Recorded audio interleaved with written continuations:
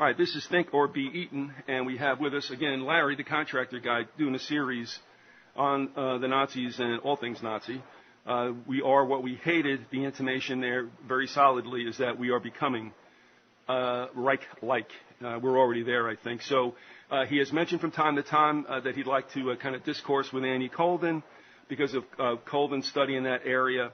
And so we have them both today, as threatened, Larry and also Andy. And Andy, thanks a lot for making time for this. Appreciate you being here. And I'll throw it to you, Larry. You said you had something that you wanted him to process. Yeah, I just wanted to ask Andy basically some questions about UFO technology and the Nazis, and read a brief statement here, kind of give you a background on what I'm talking about. At the Captain Ruppelt, who was the chief of the Air Force in Project Blue Book, made a statement in 1956. He said, when World War II ended, the Germans had several radical types of aircraft and guided missiles under development. The majority of were in the most preliminary stages, but they were the only known craft that could even approach the performance of objects reported to UFO observers. And there was also a statement in the New York Times of that same year, was talking about some incidents that had happened during World War II, and in particular about the Foo Fighters. They said Supreme Headquarters, Allied Expeditionary Forces, on December 13th, a new German weapon has made its appearance on the Western Air Front. It was disclosed today. Airmen of the American Air Force report that they are encountering silver-colored spheres in the air over German territory. The spheres are encountered either singly or in clusters. Sometimes they are translucent.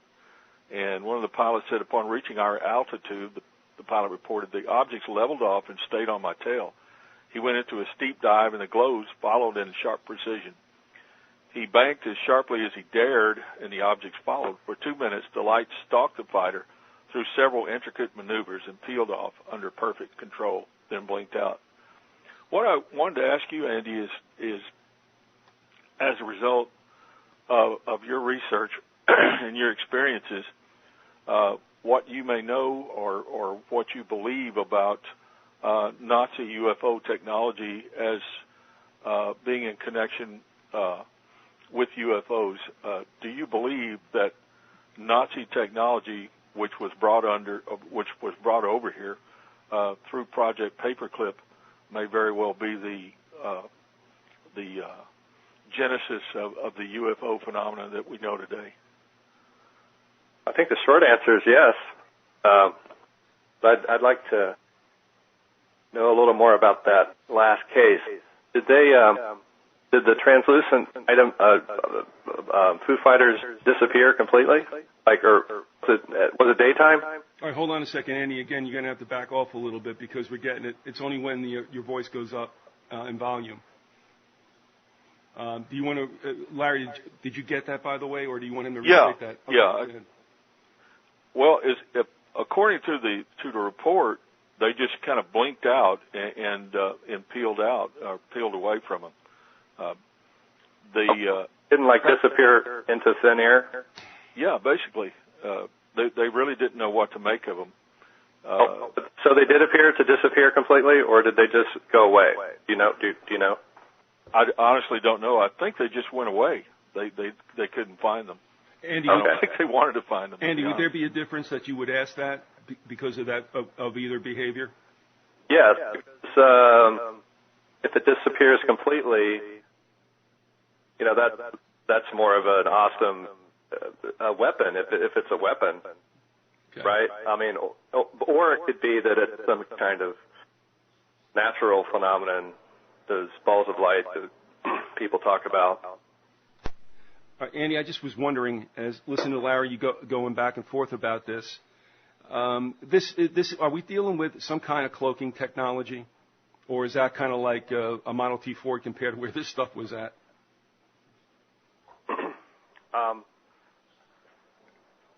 Can you ask that again? I'm sorry. Yeah, no problem. Nobody listens to me anyway. It's okay. No. But when you were asked, I found it interesting. You asking Larry whether or not these things, however long they existed, they pop right out or whatever. And Larry, we're talking about Foo Fighters there. Is that what we're talking about? Yeah. That's the phenomenon that they're talking about. All right. Before I restate that question, then here's the deal. I've always wondered about this, and it seems like it's impossible. And yet, am I right? I mean, I never got deep into this, but it seems that American pilots have mentioned seeing this, quite often. Am I right in that recollection of this being seen by credible people? Yes, they were all over the place. And the question, I was trying to get at whether or not, if these things were just seen going away and didn't actually disappear, that's kind of a lower level of threat. If the things can actually disappear, then you have to wonder, what have they discovered? Or if it's a supernatural or kind of a natural phenomenon of balls of light and that sort of thing, which maybe,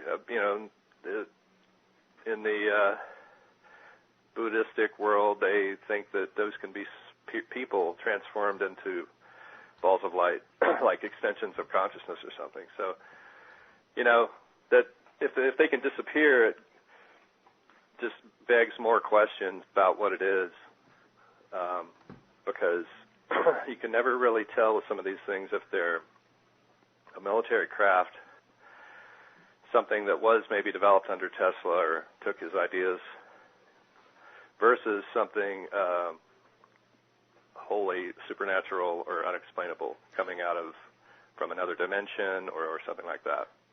Yeah, that's one thing I wanted to talk about today is what do you believe or what research have you done that's indicated that there may be a connection to interdimensional creatures?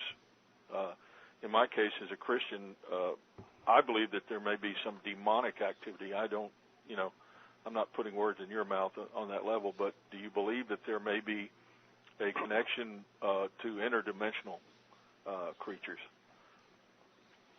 With Nazi craft or just... with the whole Nazi UFO technology phenomenon.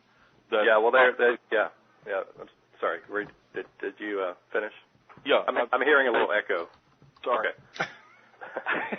Why should now be any difference? All right, go ahead. No, I'm saying that possibly the Nazis had some contact with interdimensional beings that may have influenced or taught them something about this technology. I know that's not like a new thought on my part, but I was wondering what you might know or what your opinion might be of that.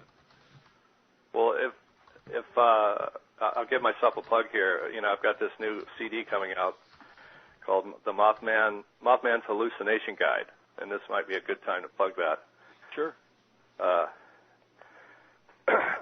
But I won't. Well, you just did. Now stop.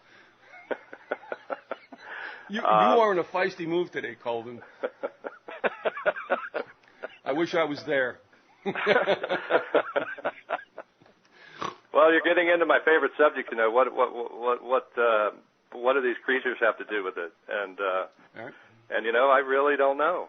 I mean, with Mothman, I kind of whittled it down to something, that's easy to understand, which is that he's not one of the demonic ones. He's more angelic. That's about it. And if there's a mutilated animal, or any kind of demonic activity, these archetypal, or the Garuda in particular, is there to keep it in check. So he's basically a friendly or whatever. So you believe but with some of the other creatures, you don't really have a clear-cut idea of what their deal is. And like the Bigfoot, is he just a friendly fellow in the forest, or does he abduct people like some of the Indians would say? I don't know. But yeah, they do appear around these UFOs. But it could be the same kind of thing, though, I'm thinking. Whereas, a first responder kind of deity like the Garuda would come if there was a planetary spirit movement demonic movement. It might also come because of the frequencies that these craft are using or something. But don't we have a couple of things at play here? Now, Larry, at the end, what you were describing, I mean, what you're reading, that was describing these spheres of light or whatever. Mm-hmm. That's what we consider more or less the Foo Fighters, right? Yes, sir. Now, are we assuming or presuming or questioning whether or not the Nazis were in back of that? Yeah, I think there's a lot of speculation that this was, early Nazi attempts. I think the actual purpose behind them, from what I've read from military,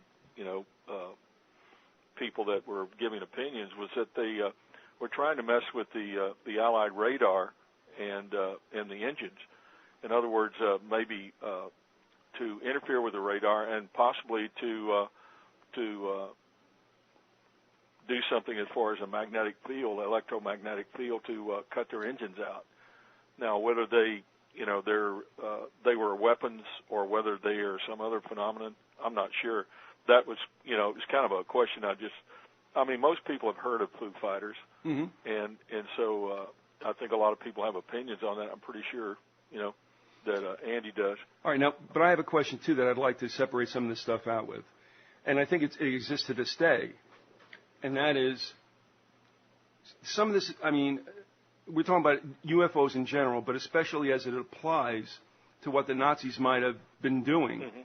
My question is, because, all right, I don't mean to go on, but my feeling is they're real.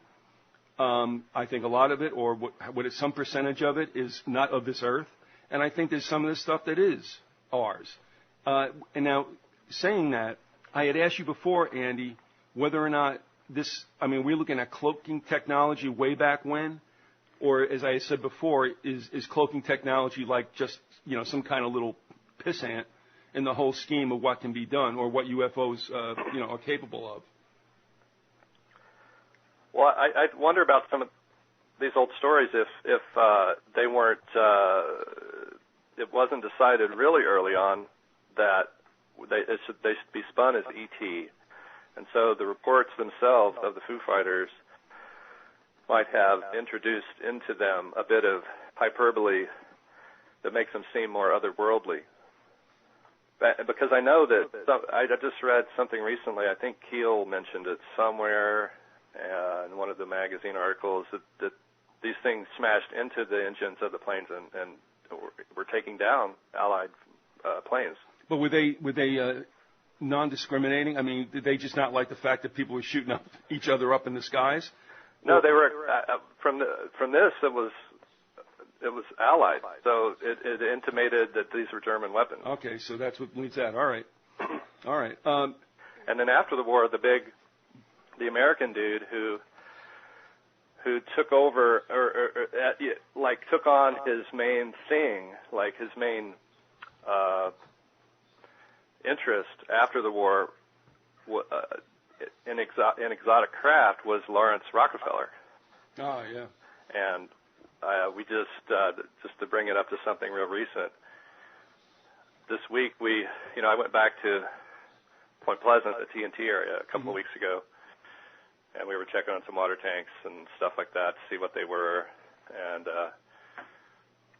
came across this info along with Ted Torbich, who was looking into it with me, that looks like Lawrence Rockefeller had a big influence on the TNT area, if he didn't outright have the final say about what happens there since the war. And at least up until 84, we know, and probably even till today. In other words, the TNT area may be owned or otherwise controlled by the Rockefellers. Now, and Larry, I'm going to throw this to you first before Andy. One of the things I've wondered about, and I think this is not a big aha, that we know that the Nazis were advanced. But was some of this stuff more or less, propaganda to make them seem scarier than they were? Or did they really have something going that they never got a chance to unleash? I've heard stories that they never did it because the crafts were way too expensive and they didn't want one to get popped. I don't know if that's, bourgeois or whatever. So I'm going to ask you first and then you, Andy. What about this? I mean, were the Nazis that far advanced? Is there enough credible information to suggest that they really were out of this world? Or was it kind of like a hooga boogie stuff to get everybody nervous? Well, yeah. Go ahead, Andy. I threw that to you, Larry, first. And then okay. Andy. I think they were pretty advanced, and I think they had help. This is just my opinion. But I based that on a couple of statements made by Hermann Oberth, who was a man who worked with an engineer who worked with Werner von Braun and Werner von Braun. Oberth said that there was a extraterrestrial, if you like, connection. He said in an article in actually a book, Did Spacemen Colonize the Earth? Anyway, they have a quote from him. We cannot take credit for our record advancement in certain scientific fields alone. We have been helped. When asked by whom, he replied, the peoples of other worlds. And then in June of 1959, Werner von Braun made a statement that in a news magazine in Europe called News Europa, and where he said, we find ourselves faced by powers which are far stronger than we had hitherto assumed, and whose base is at present unknown to us. More I cannot say at present. We are now engaged in entering into closer contact with those powers, and in 6 or 9 months it may be possible to speak with some precision on the matter. Well, that kind of indicates to me that from my worldview, I believe they were in contact with interdimensional creatures, and I believe that those interdimensional creatures were of the demonic type, and I believe that they helped the Nazis with this technology. And there are credible reports that they did have saucers, flying saucers, if you like, at the end of the war. And there was an article in Der Spiegel magazine in March of 1950 where Rudolf Schreiber, who was a engineer, and he says, Rudolf Schreiber, who says engineers throughout the world experimented in the early 1940s with flying saucers, is willing to build one for the United States in 6 to 9 months. The 40-year-old Prague University graduate said he made blueprints for such a machine, which he calls a flying top, before Germany's collapse, and that the blueprints were stolen from his laboratory. He says the machines would be capable of 2,600 miles per hour with a radius of 4,000 miles. And his claims were backed up after his death in the late 50s. Papers were found amongst his belongings which revealed that he did have a great deal of notes and some blueprints and several newspaper clippings of himself and this alleged flying saucer. So I believe that they did have this technology. It was probably considerably less advanced than it would be now after 60 some odd years. But that's my opinion. That's my belief based on the type of evidence that I just gave you. That's interesting. I mean, that's what's kind of been on my mind. Andy, what about that? I mean, what have you come across that might back up what Larry's saying, or even something else?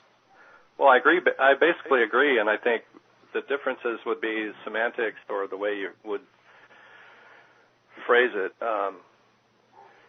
because the thing that interdimensional beings affected the development of UFOs can be inferred easily just because Hitler had all these occultists doing stuff for him, and people can make that leap. But it kind of comes from the Tesla story, because he actually did hear voices. Well, Hitler did too, but Tesla's the only one who really had the brains to figure this stuff out. So that's why I think he is the person who figured it out. And he did hear voices or communicate somehow with aliens. That the details of which I can't remember what they were described as or anything, but it's similar. What I was saying when I first came up or rediscovered, this meme about Nazi saucers. It's been around since the war, and people that are around then, most recently Rod McKenzie, that writer who claims to have been somehow involved in the JFK thing, was saying that in the late 40s it was common knowledge that these were Nazi craft. And he was interested in it at the time and had books about it that he picked up, like when he was in the Army going over to, overseas. And that was just kind of a common thing. But they fought it all along the way and tried to reframe it continually as ET technology. So it continues to be pushed away and then rediscovered.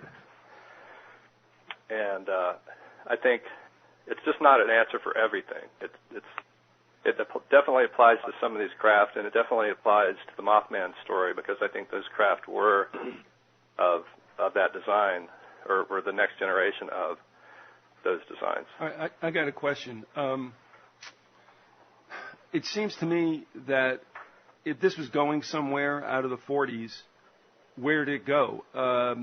This bit about communication and cooperation, if you want to call it that, between we terrestrials and, I guess you're saying, extraterrestrials or spirit beings or whatever, it seems to have, we hear talk about it, this whole thing during the Eisenhower period. I just don't know. I kind of felt like that was baloney. Maybe it's not. But where did this stuff go? Because it just didn't seem like it continued to some conclusion, unless that time is yet to come. Well, where did the Nazi technology go? Yeah, I mean, it seems like all of a sudden, this is all ready to go, and it was almost used on their enemies. Well, what happened was it got split up between the Allies. And Russia? The Russians got some of it, the British got some of it, we got some of it. I don't know. Did France get anything? Maybe. I don't know. Look at them. I doubt it. But sorry. But it got split up, and they didn't really have. I mean, it sounds crazy, but how we invade other countries and just do stuff. Like with the drones that we're sending everywhere now. But apparently, corporations like to have agreements about things, and so they really wanted to have the patents and all the rights to build these so that they could milk the defense treasury trough. So it took them a while to take guys like Schautberger and hold them up for a couple of years until they cracked and signed the paperwork over to them. And then by that time, it was about 1960. And then in a short time, they had, you had these waves of UFOs all around the Ohio Valley, where I think these things were being built again, the new generation. I think it's dovetailed into what we have today with the drones. Suddenly, these things are flying all over the place, and they want to have, Homeland Security wants to have several hundred, immediately. And, they're going to be trying to fly them over the Adirondacks this year, supposedly as, to test them out. But, once you give them that ability, they're going to be flying these things everywhere, and it's just going to be 1984. All right, we got to get Andy Sr. and Herb Smith to sit on their roofs up there and watch for this stuff. But what about this whole deal with Eisenhower? I'm going to throw it to you first, Andy, and Larry, if you want to pipe in on that, by all means. I mean, we've all read stuff. I can't even tell you where it comes from. I looked at it, was like, okay, great. And I wonder about it, but it seems kind of, like I said, bullshit. But do we really believe that there was some kind of understanding between whoever and whatever and Eisenhower's administration? And, of course, obviously that was the beginning of Area 51 as well. Can we believe that stuff that our government knew right then and there? Is that to me or Larry? That's to you first. Oh, sure. Yeah, I think we knew everything that was, yeah. Geez, if that didn't give Ike a heart attack, I don't know what would. Well, no, I think he knew that they were Nazi craft. Is that what you meant? What I'm asking is, yeah, that, and also apparently some of the information I read, and I'm sorry I can't be more specific. It shows you how much I gave credence to it, but it still sticks in the back of your mind.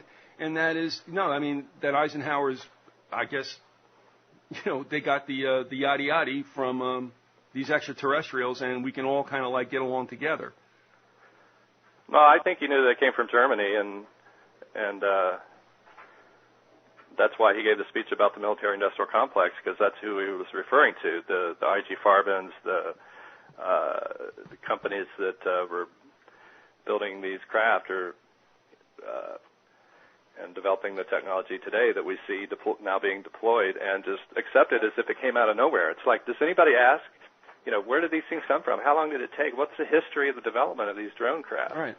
And they always just show the ones that look like airplanes or bugs. They don't show the ones that look like these craft that have landed all over the place and abducted people and things. So. All right, Larry, you want to pipe in on it? Can I finish? There was something I wanted to say, and I don't know if I got it out, was that I had, as soon as I revisited this idea that Nazi craft were responsible for the Ohio Valley UFO sightings, I started hearing immediately from that, the ETs gave Hitler the idea. He got him for the ETs, or somehow somebody mentioned it, and then so I started predicting this might be the next meme that would be used by the ETers to keep you believing in the ETs. And I think they can do it with Tesla too. They can say Tesla got his ideas from the ETs, but Tesla, he invented a lot of great things that have totally changed our lives, and it really becomes a question of, does every advance bring an unfortunate backlash or problem? All right, Larry, and I'm sorry for cutting you off there, Andy. It becomes abstract for me. It becomes a cosmic question, whether or not these are interdimensional beings or not, that are influencing people and giving them ideas, which is kind of, what I've been saying with Mothman, is that if he is a Garuda, then he is actively involved or an archetype of the enlightenment process. So it does seem that they affect people, and the question becomes, does this particular being help or hurt us? And it's kind of hard to say if like the atomic bomb was thought to be the greatest thing ever, and then Oppenheimer's like, no, it's going to be the worst thing ever. And sometimes it's like that. It's what seems good is bad, and what seems bad is good. It's hard to say. Okay, Larry? Well, I'm glad that he mentioned the atomic bomb, because that's what I was going to talk about. Is the author of probably the Bible on the atomic bomb is Robert Jung, who wrote Brighter Than a Thousand Suns, and he said this about UFOs. The first of these flying saucers, as they were later called, circular in shape, with a diameter of some 45 yards, were built by the specialists Shriver, Habermohl, and Meithe. They were first airborne on February 14, 1945, over Prague, and reached in 3 minutes a height of nearly 8 miles. They had a speed of 1,250 miles per hour, which was doubled in subsequent tests. So I think from that is a very mainstream book, and I think from that it would have to be known to the higher ups in the government and the military, and especially in intelligence, that the Nazis were working on this sort of thing. And there's also a CIA agent, Virgil Armstrong, in that book who commented, we know that in the early parts of the war there were certain factions of the Allied forces that did not believe he had a secret weapon, and it wasn't until the Americans made much emphasis on this that they began to look at it seriously, and indeed did discover that Hitler not only had a secret weapon, he had what we would call today a UFO or spacecraft. And also, one other thing, we were talking about the occult as involved with UFOs. And I know in the early part of this series we talked quite a bit about the Vril Society, which was a secret society within the Thule Society or Thule Society. And many people, I've read several sources that say that the Vril Society was very actively engaged in trying to develop a spacecraft. The reason for that is supposedly, and I'm just saying this is what they said, they were channeling messages from an ancient civilization, an alien civilization, which was in another solar system called the Aldebaran solar system. And they had planned to develop a craft that would make contact with these people. I don't know if that's true or not, but I've read that from several sources. So again, we see the work of the secret societies. It is known that the Brill Society was interested in and had made some effort to produce a spacecraft. That's all I had to say. No. I'm stepping on everybody's toes today, so I just want to be a little bit slow on the trigger. One of the things I'm wondering about too now, and that is if the Nazis, for whatever reason, their Germanic roots, I don't know, were that, I guess, invested by the evil side, I'm wondering if what that all was about, the Third Reich, was a test run for something that's coming later. In other words, if they wanted to, I don't know exactly who they is, but, and well, we could call it Satan, we could call it evil. If they wanted to run the table, then they could have, but they just went ahead and used a twerp like Hitler, imbued him, and then just saw how far he could get, and they finally threw him on the ash pile. That making sense to anybody? That's a jump ball. Sure, it's making plenty of sense to me. I think the Third Reich was nothing more than a dress rehearsal for what you and I and most people involved with us would call the New World Order. I don't really like using that term because it gets bandied about a lot and it's kind of hard to define, but I believe it was a dress rehearsal for what they believe will be the final totalitarian world government. And I believe that this was all part and parcel of that movement toward world government and through a series of 3 world wars. Andy, your take on that? Yeah, I agree. Sounds good. What are you doing? You fixing somebody's bicycle or something over there? Or what? Oh, I don't know that disrespect is bouncing off the walls. No. You accuse me in every show of doing something. But I'm right. Yeah, whenever, hey, listen, with all the years that we've done this, and the prolix and the circuitous and the lengthy responses we've given each other, it's like when you start going, yeah, I concur, I know something's up. Oh, so anyway. All right, but I kind of a little hesitant to draw you into the spiritual sides of things, and maybe that's just me. But you've just heard what we've had to say. I mean, in your schema, your view of things, based quite a bit on reality, the truth. Somewhat on reality, yes. Yes, virtual and reality. What do you make out of the Reich? I mean, and of course, this is something that we don't usually talk about. But, I mean, who were those guys? Well, it's funny because I really was concurring because I was just talking with somebody last night about this, that the difference between Hitler, a guy standing on the podium ranting about Jews or whoever, was so different than the process that was occurring behind the scenes. Even before they invaded other countries, their corporations already had corporate agreements in other countries controlling they controlled what carbide could output in certain ways. So during the war, they had carbide not making anything, particular minerals and things, and then yet they were doing them all over there so that they could give Germany the advantage. This kind of behavior doesn't have anything to do with radical, race baiting. It's all paperwork, and it's what I was saying before with the saucers. The paperwork matters to these guys because that's how you get your money. It's how you get paid.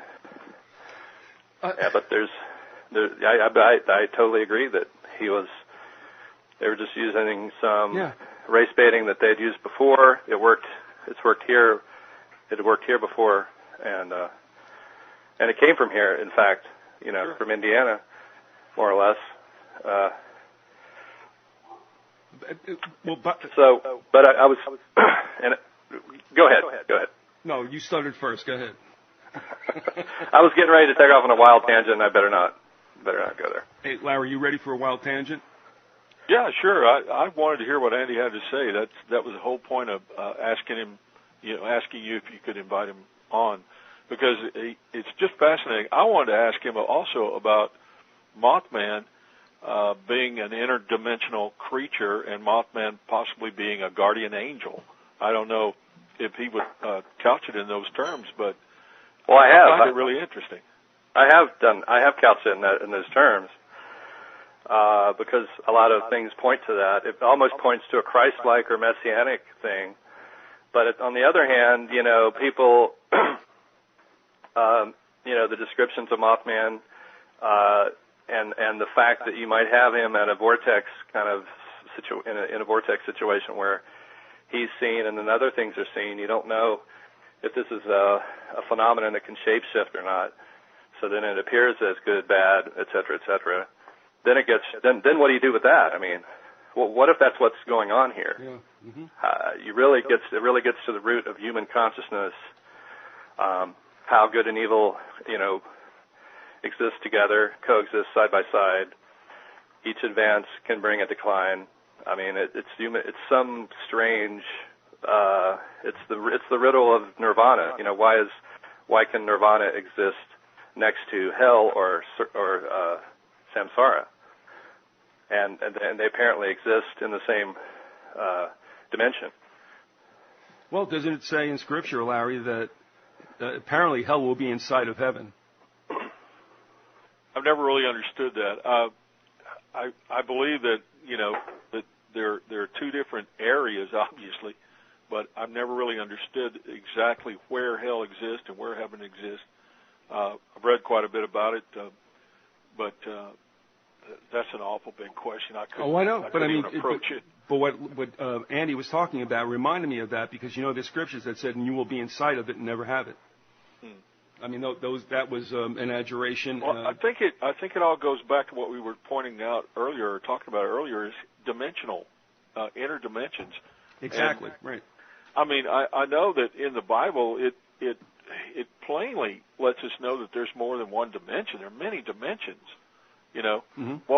The dimension that we exist on, we as humans on the earth, the way we exist, the angels and the demons, exist in other dimensions, and they can come through into this dimension, and that's one of the reasons why New Age people are so heavy into, channeling and trying to bring these, which they believe to be, all good, and I think they missed the point that there are both good and evil. But don't you get the feeling, Larry, sometimes that we are the only ones who don't go, back and forth?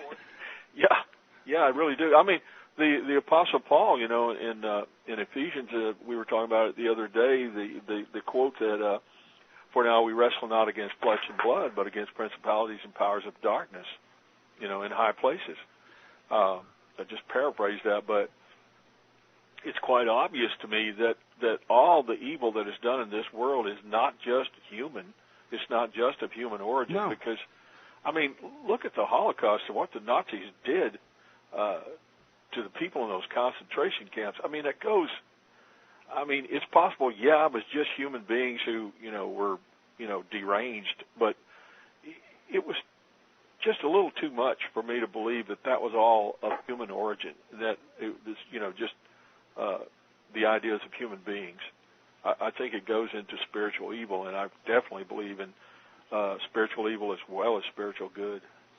The Nazis were tapping into an ancient well of evil. Yeah. And where it's all somehow gets collected up into a nice little, concentrated whatever. And I think the secret societies are the key to it all. I think the secret societies and their machinations are behind much of the evil and much of the political and economic events in the world. I definitely believe that.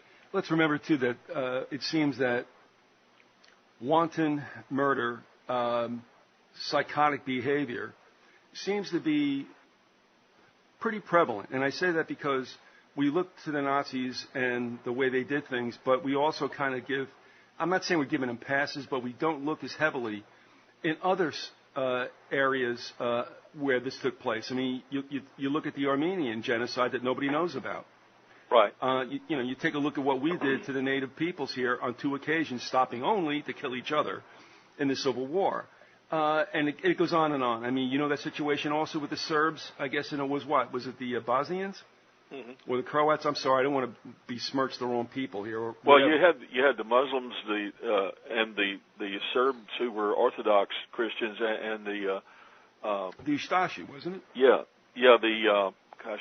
I'm trying to the Croats who were Roman Catholic. Okay, there you go.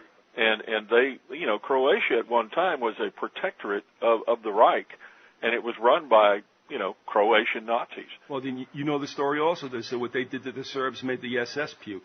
Yeah. Can you imagine that? They couldn't believe the level of brutality. So barbarity never really seems to get any more sophisticated. It seems such because of technology. But the spirit, it's like a murderous spirit that overtakes somebody, and it's like you can't stop it unless you kill it or do something to it. And, I'm laughing now because I'm thinking of like the old Star Treks. And I'm thinking that there's people, entities that are looking at the globe and like saying, look, I can start a war over here. Watch this. You know what I mean? And just playing with us. And I think greed is the intermediate state between that and barbarism is the greed part, because the Nazis would make agreements with the banks of the countries before they invaded. So that stuff was all figured out. The paperwork was all done. Mm-hmm. And that's what I was kind of getting at before, with the level of the organization that was behind it. And that organization was driven by greed, thinking that they could appropriate all these vast sums of money and objects. Well, if you look at the 2 biggest corporations, or probably the biggest corporations at that time in the United States and Germany, it was Standard Oil here and IG Farben in Germany, and they essentially became the same company in the 1920s with the Standard IG agreement. And the synthetic gasoline that was produced in Germany, had a lot of help from Standard Oil. And, IG Farben had the technical knowledge that was more advanced than what Standard Oil had, and Standard Oil had the capital. And so it was a marriage made in hell. They got together and made an agreement. And IG Farben was the most powerful corporation in Germany, and was responsible for helping Hitler and the Nazi Party make it to the top, along with many other corporations.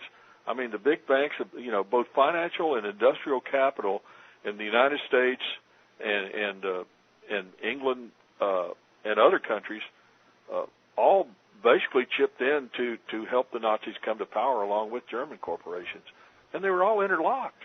Isn't it? It's all big corporate oligarchy when you get down to it. Isn't it interesting? I think all 3 of us are aware of this, that it was reported that the Nazis were working basically with synthetic gas. And in fact, it's reported that when Patton was chasing the Germans back into Germany, and he was running out of resources, that they were actually using the gas from the abandoned and destroyed tanks and trucks and such, so that he could keep chasing them. And it's like, did anybody hear that? Did anybody read that? And I mean, here we are, like, wondering about oil and petroleum and all this stuff. And here they had synthetic gas back in the 40s, and nobody says a word about it now. I mean, the amnesia is incredible. Yeah, coal hydrogenation, it's very expensive and it's very dirty, but it's what the Nazis used, and these plants were built by IG Farben and with help from Standard Oil. And that's how the Nazis supplied their war machine toward the end, when they couldn't get the resources, they couldn't get regular crude oil. They would take coal and make synthetic gasoline from that, and it works. And it's been around since the 1920s. That technology has been there. Well, it was even earlier, apparently, that they had synthetic. That they were squeezing the coal, which is. And they started doing that in my neck of the woods. there, and across the river from Institute, where they made the synthetic stuff during the war. I was going to mention, and I saw a photo. There's a photo in the Charleston Daily Mail archives of workers, a huge throng of workers making the synthetic rubber and gas. And I think it was for 1943, but I can't remember the date exactly. But I think we weren't supposed to be producing much of that then. I think that was one of those agreements I was talking to before, right, which is mentioned in that book, The Irregulars, which is the carbide or standard was kept from making that stuff by their agreements with Farben. But yet, why do we have a picture showing them making it? That's what my question. Where was this stuff going? Was it going to Germany too? It may well have been. And then this is the plant, in Germany, the saucer base was supposedly Dora, which was making the synthetic stuff as a front. Yes. And they may have been doing the same thing in Institute. The front was all the making of this synthetic stuff, but it was really they were working on these saucers. Because the MJ12 and the aviary have been implicated in Institute in some of the studies sponsored by the West Virginia State University there. So that's where the old aviary. Now we have the micro aviary, which is the little drones. They're calling those the micro aviary. So that tells you that the previous aviary was really probably about drone making the larger drones. You mentioned this twice, and that's a really good point. I just want to chime in on this. Emails that get sent to me from folks, and sometimes you find a pattern that occurs there. And one of the things that is recurrent is the miniaturizing and the lethal capacity of the drones that they are making. You can have anything from a couple of inches in size to a couple of feet that are carrying two twisters on it, and it's amazing. I understand now why, to a certain extent, if we're going to get into a smackdown on the Eurasian continent, that maybe that American military people believe that they don't really need boots on the ground that much. If you hear what I'm saying, that they can pull military back, and all they got to do is pretty much run the robots. Anybody want to address that at all? Well, I don't think it's any question that there's some very advanced aircraft. I have some personal knowledge of that from previous work experience, but I learned during that experience that there's a lot of things that are going on in places like Area 51 in particular, where very advanced aircraft and very advanced weapon systems are worked on. That's where they perfect them. And I wouldn't doubt that they have some very advanced laser weapons, and maybe the means of delivering those weapons might be what we would, generically call flying saucers. Really don't know. That's just what I think, based on assumptions. There's a rumor that there's a connection between the TNT area in Point Pleasant and the Area 51, and that maybe some of the equipment got moved out there or something, or when the TNT shut down, they kind of moved it out there. I guess is the basic rumor. And I never asked you about this directly, by the way, but Andy, you got any take on Wright-Patterson? Like the center of a lot of the stuff, I guess, a lot of the happenings. Well, I'll say, to me, it's the strangest Air Force base east of the Mississippi. Yeah, that Mounds Lab has gotten me interested, over there near Wright-Pat, that they may have been involved in. They seem to have been involved in killing somebody in MLK's family, his mother, and maybe. Right. It got me thinking about whether or not some of these guys in Point Pleasant were involved in planning the MLK and RFK hits, and were some of the Men in Black incidents were testing out patsies. Because there was some connection to. What's that? I would definitely believe that there's some mind control, possibly the use of drugs, etc., involved with the activities that you're talking about, and the possibility of mind-controlled assassins. I know that the guy who was supposed to be the father of space medicine was a Nazi, Hubertus Strughold. He worked for NASA for many years, and he also worked on some of the Project Paperclip experiments where they used drugs and mind control techniques on people. Yeah, he had a connection to Ohio State, so he would have probably worked with the Air Force at Wright Pat or was perhaps involved in Mothman. Also, that might explain why the Collins brothers are the way they are. That's a cheap shot, and I admit it. But I don't know if you got that article I sent you, Viz, about Lawrence Rockefeller, but I did. There was a mention of Minneapolis in there and Medtronics and how some of their equipment sounds like the alien abduction equipment and stuff.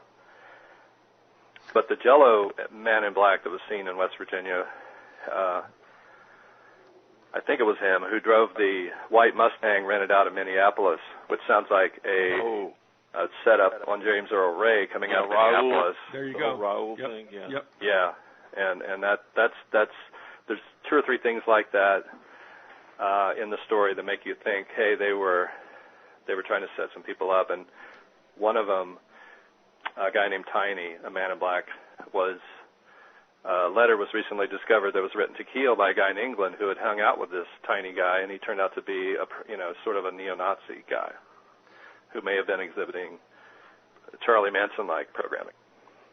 All right, I have a question now that kind of departs a bit. Before I do that, does anybody want to prevent me from doing that? No. All right, here's what I'm wondering about. It started with Charles Wilcox educating me, really, he sent me a couple of tapes of what the Canadians were doing with the Avro, or the Arrow. Now, one of the things that was interesting is in this documentary, here in a parade, the Canadians are going down the road, their military, in a hovercraft. Pretty interesting. I mean, this is like in the 50s and 60s or somewhere around there. Also, they did have the most advanced, I guess, fighter plane. Are we talking now about the Arrow that broke what Mach? I can't remember. And all of a sudden, it seemed like whether it was JPL and or NASA grabbed those scientists and brought them to the United States. And I'm not going to say it's the last we heard of them, but they no longer were doing anything for Canada. Is anybody aware of that episode? And how does that figure into what we're talking about, this continuum of Nazi technology into the Northern Hemisphere? Well, the British had the best intel on the Nazis and probably, were using it in that way, to try out the Avro. You think they were slipping it to the Canadians? Yeah. Okay. Yeah, but it ended up in West Virginia. Doesn't everything? because there's these photos of the Avro from the, I don't know what year. Do you know? 56 something? 8?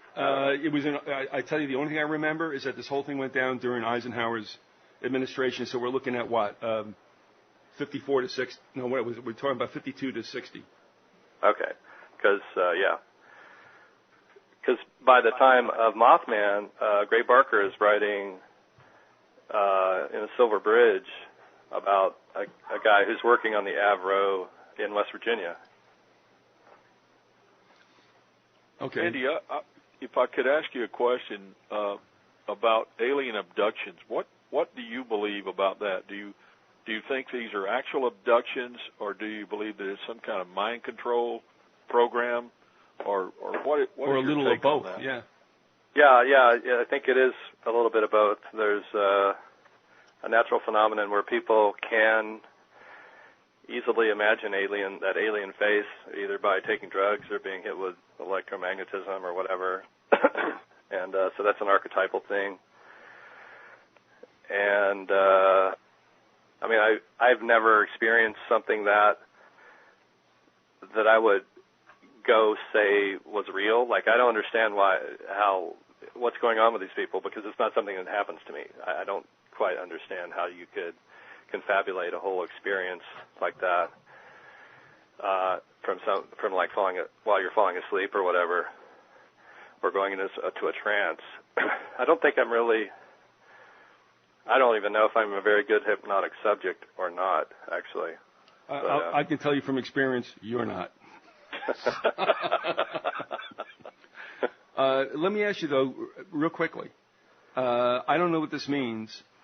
I had an abduction dream where I don't know that I was abducted, but I got the sentiment of, I mean, all of us know what it's like to have the fear in you, like before you get into a fist fight or something like that when you're a kid. You get that thing happening, and it's that adrenaline. Yeah, it's the taste in the mouth and the the heat metallic in the lung. taste, Yeah, and I had that, like, I know it was only a dream, so you shouldn't have all these sensory things going on. But I remember myself running from a spot where there was the classic searchlight kind of thing, a little cone of light down there, saying, "My God, it's real." Now, I don't know. It was very real to me, and yet I wondered, like, gee, did that really ever happen to me? And I let it go at that. Now, Andy, you've heard a lot more. You've dealt with more anecdotes with people who have told you stuff. Do you think some people are running with this? I mean, obviously there's a lunatic fringe, but is there something, at least there's a kernel of truth about it, like everything it seems with the UFOs, that, yeah, you know what, some of this stuff is real and all the rest is there for smoke and mirrors? Well, I think people can be visited by spirit beings, but it's similar. It's a similar thing to the alien thing. They can, things can come in your room while you're sleeping and all that. And so part of it, I think, is that. And they, with all the media that's out there trying to convince people to believe in ETs, they can easily take those experiences and run with them and really make it more real than it is. Because it obviously isn't something that exists in our daily reality for any length of time that people can really come together on and say, yeah, this is happening. It's obviously exists in some other mental space or something. But I do think that, some people were really abducted by these Nazi doctors and made to believe that it was alien.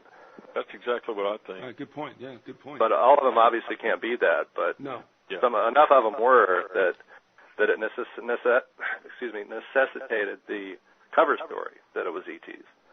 Right. I think they're heavy on using the ETs, and I think that that's going to become apparent to us that at some point that this is some kind of like a major worldwide mind control op. Mm-hmm. The ETs have come now. They're going to show us how to live, And I think Scientology is big on that. I think Scientology is nothing more than a tremendous mind control operation and run by some very evil people as well. Yeah, it's sort of like the Mormons, with the believing in the... oh, you're going to get mail. Believing in the aliens at the heart of their... thing there? I don't know. Yeah, I just don't buy into any of that, and I do believe in interdimensional creatures, and I do believe that demonic presences are involved with what people believe are ETs abducting them, or ETs speaking to them, whatever. I really believe that it's a disguise. Mm-hmm. I mean, this. Down through history in the Bible, it talks about a certain phenomenon that demonic presences can appear to be many different things. They can mimic whatever a person wants to. It's just like seances where grandpa comes back to talk to somebody, and the Bible tells us that that's a demon, disguising himself as a departed loved one. It does seem to be a top-down process to some degree, though, with the evil. Like, it's not like it can be greatly stimulated by those with authority. And if you look at authority figures, the only ones that can really pull together these different areas that show up or showing up, like cattle mutilations, UFOs, abductions, the medical aspect of abductions, crop circles, mind control, occult interests like Masonic secret society. That's all Rockefeller territory, and specifically Lawrence. So, I mean, that's, I sent Viz that article, and I think that was sort of the message of the article, is that this is the guy that pulls together all those pieces and has the money and has actually spent money on all of those. Lawrence has since passed, has he not? I believe he has, just recently. Within the last couple of years? I think so. Yeah, I do too. I mean, David's the last of the sons, and now they've got, their offspring to carry the ball. But you don't hear too much about him. Stephen, to a certain extent. But, Lawrence was a heavy hitter, but I believe he's gone, whatever that means. You got to wonder who took over the reins of of that particular part of it. You don't hear too much about their spawn, what they're doing. No, I mean, it's David is the last, and but I will say, too, that it seemed to me that when Stephen's name popped up, it has a lot to do with environmentalism. I think he was pushing for the 10 Commandments of, ecology and their own Ark of the Covenant. Yeah, the Georgia Guidestones. We should check, though, because one of the Rockefellers recently put a bunch of money toward crop circle research, and I'm thinking that would have had to be Lawrence, unless it was David. All right. Can't really see David doing that. Sorry. Go ahead, Larry. No, I was going to say. I was going to say one thing that I've always thought was very odd as far as these alien abductions are these weird sexual experiments that they perform on these people. Which, if they're if these are ETs and they're from, some planet, Xenon or whatever, what are they doing experimenting on human beings? Wouldn't they have a more advanced way of doing it other than probing into people's sexual organs? Well, they got the Playboy Channel, too. Well, maybe it was just some of these guys that had these craft they could fly around in, or if they just came in vans and then convinced the witness that it had been a UFO. I mean, what if they were just occasionally wanted to rape somebody? Exactly. That's what I'm saying. These weird, sadistic, creepy sexual experimentations, I think it's just a way of covering sexual abuse of human beings, and that's what it looks like to me. It just shows you that Craigslist is intergalactic. I'm so pithy today. But there is something I want to ask, and this will end it, Andy. Again, we thank you for your time. But the one thing that really does get me about the whole UFO and related incidences and whatever, sectors, facets, aspects, it all seems that there is something there, and then the rest is all just, like Larry was saying, whether it was distraction or folderol, but it's like, okay, here's where I'm going at. When I had my episode in Vermont, the thing looked like a classic UFO from a movie.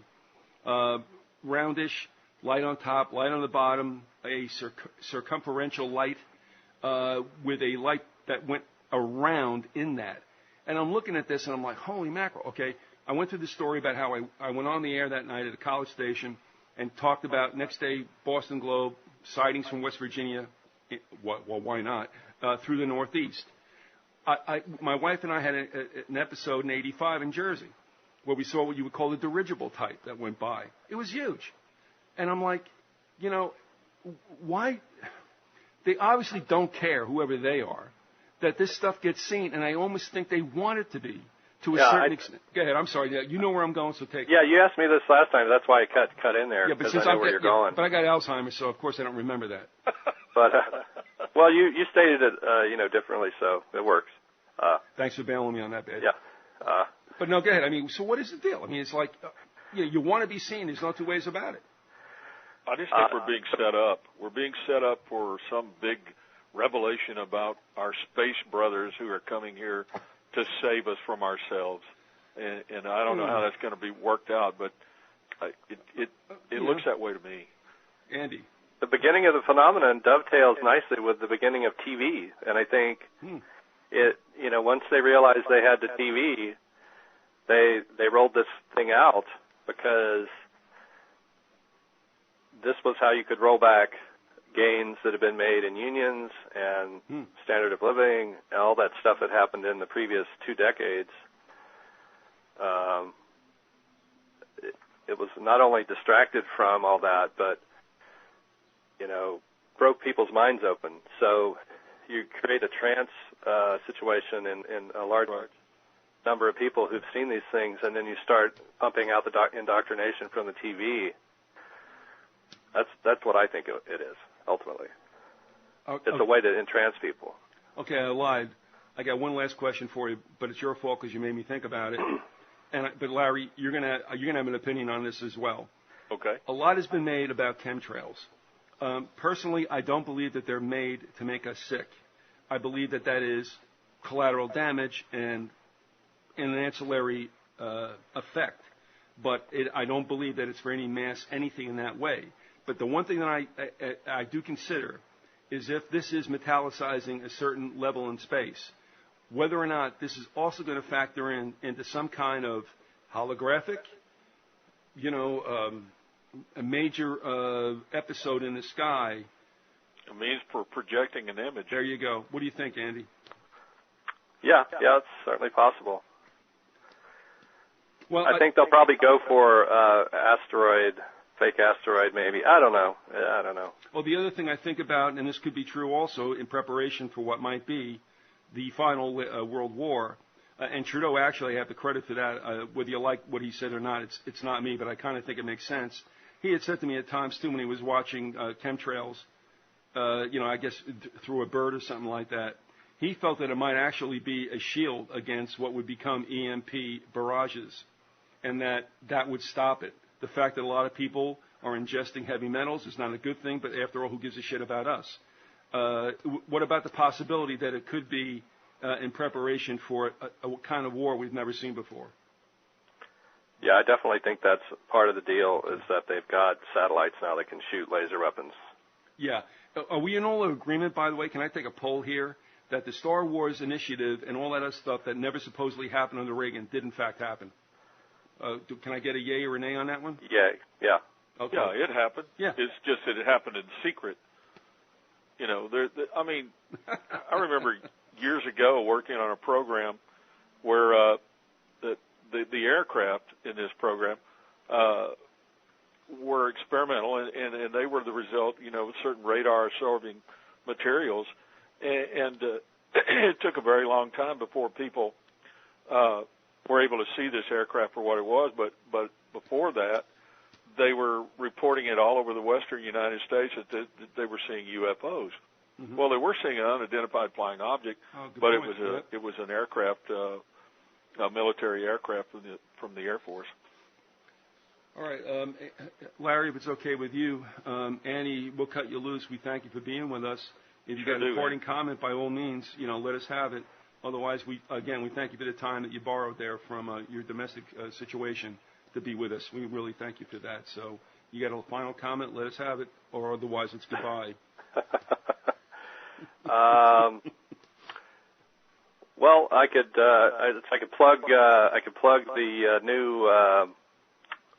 new version of the Mothman Speaks. The one that came out has a problem with the index, so we're going to be just for those who bought it and they're wondering why some of the index features don't work. What I'd like to know is that with subsequent editions, that thing is going to be as big as like the Oxford English Dictionary. How do you do it? Well, what do you mean, with the series or? Yeah. I mean, my wife looked at it and she said, "Oh my God." What looked at what? The Mothman Speaks? Yes. Yeah. Now let's get this straight too. Yeah. You know what? You get to plug it. That's okay. I mean, that should be the way it is. And because the website isn't, like up to date necessarily, at least thus far, you've told me it isn't. Why don't you lay on us what's coming out so we get that straight? Yeah, that's coming out, a new version of the Mothman's Photographer 3, which is the big one. It's almost 600 pages. It's got a lot of the Garuda, Thunderbird, Charlie Manson interview stuff, Walter Bauert, who really was probably the person who first wrote about mind control, and then later in his life started saying that UFOs were part of that. Mm-hmm. He's got an interview in there. That's been an index has been put onto that too. So that'll be good for researching all the different crazy references that are in that book. And the Mothman Speaks 2 is coming out real soon. We've got the Men in Black Secret Terror book, which kind of puts a new light on the Men in Black situation in Point Pleasant. And I really think that whole deal with Mothman, at least with the Men in Black, did have to do with Lawrence Rockefeller, because was the scion of aerospace, exotic aerospace technology, other than Howard Hughes. And, maybe, I don't know what the relationship was between those two guys, but Onassis is rumored to have taken over the Hughes empire through the money that he got from Standard Oil, from the contracts of carrying their oil around. So it may be that Lawrence put Hughes out of business. But, this is the guy that appears to have controlled the TNT area, and Carbide was really the only corporation allowed to buy and sell parts of the TNT, when they were dismantling it. They actually took out a lot of the equipment. So, we now have a definite link between Carbide and the TNT, which we really didn't quite have before. And Carbide would be the best candidate for doing the UFO stuff, because they had the only other plant similar to the one in Germany where the saucers were supposedly being built. Not the ones in Prague were kind of a different deal, but the ones in Germany matched up with Carbide's facility in the area in which all the Mothman stuff happened. And it's almost like Mothman just wanted to throw a wrench in their game somehow. So, I've said before that it might be some kind of ancient archetype trying to fight back, because a lot of the Standard Oil facilities were built on the mound areas where these creatures tend to like to inhabit. Let me ask you something. I'm going to take a wild guess. Do you remember when a listener years ago sent us a snapshot from a bird, and it showed the proximity of the CSX railroad to, was it a Carbide plant? Do you remember that? A picture? Well, yeah. I mean, however we got it, we could find, whether it was through Google Maps, if you remember, it showed the proximity of the CSX railroad next to one of the facilities that you've always spoken about. And I've not forgotten that. I didn't know if you remembered it at all. Well, the BASF plant, right? There you go. Which used to be Standard Ultramarine in Chauncey, Ohio, which is up near Athens, which is in the direction really of Indrid Cold, where he used to fly a saucer and meet Woody Derenberger. And then Standard moved to Huntington, and I think took over the BASF factory. Yeah, and that's where the photo was, wasn't it, in Huntington? Yeah, and someone was speculating that they would lock people up in the chemical plants, because chemical plants, I'm taking this a little further, they're fenced in, they have razor wire and all that. They have the gases if they wanted to, they can make people work the chemical plants. It'd be one of the first things I think you'd do in a totalitarian situation, and that's what the Nazis were doing, was having these, slave workers work around this dangerous stuff. And yeah, that was a precedent right there. Right. So what we're looking at, and I think I think it was a she, so I'll just say that. I think that what she was intimating also is that, are we looking at exactly what took place in Germany and Poland, get on the train car? Yeah, I think it's possible. They'd have to cook up more, I don't know, they'd have to create a bigger internal enemy. I don't know. Oh, yeah, that'll come. Yeah. Yeah. It's you, Helm. It's me. Yeah. It's you and me. It's you and me. So, at any rate, but listen, thanks, obviously, putting the time in. And I just want you to know also, and everyone else, that on July 3rd at 6 Central Time, we're going to have a marathon of Grassy Knoll shows. They're all they're all, recorded. There's nothing I'm doing live. But it's starting at 6 on the 3rd and will go until its completion sometime after 6 p.m. Central on July 4th. The reason I bring it up is because one of the audios is of you, Andy, with Robert Denton, and that was one of the good ones. So I want you to know that that's coming up. But I put it at a time at 2 a.m. so no one can hear it. Just because I love you, man. Thanks. I appreciate it. I'm sure there'll be some people up, to catch that. Yeah, well, I'm thinking there's probably somebody from Romulus or something that'll be up there listening. Lanulos. Lanulos, there you go. All right. Thanks, Biz. Thank you, guys. We'll see you, Andy. Bye-bye. Bye. Thanks, Andy. He's gone. And we can take this a little bit further if you want to. If you've got any summary comments you'd like to make as far as where we went with all this, by all means, this is the time, Larry. Well, I think Andy kind of reflected my thoughts on most of this. And as far as I'm concerned, I believe the UFOs are of both terrestrial origin, and also I believe that they are involved with interdimensional beings. And in my case, I believe in the demonic, and I think Andy does too. I really wasn't sure, spiritually, Andy is not, on the same page as I am, but doesn't mean anything one way or another. But I was really, really impressed with some of the things he was saying. Were just basically kind of echoing what I believed, and I was really pleased with that. Yeah, there was no way you would know that, but that wasn't really the issue. The thing is, you wanted to have a give and take with him, and it Right. certainly worked out. And I'll be honest with you, I was surprised too that you guys were similar in some of your thoughts that you were. Yeah, thank you for totaling on with me, and we'll see you probably in another week or two when we'll continue. We are what we hated, which is getting to be more and more appropriate. Is it not? Okay. Bye. It was good talking to you.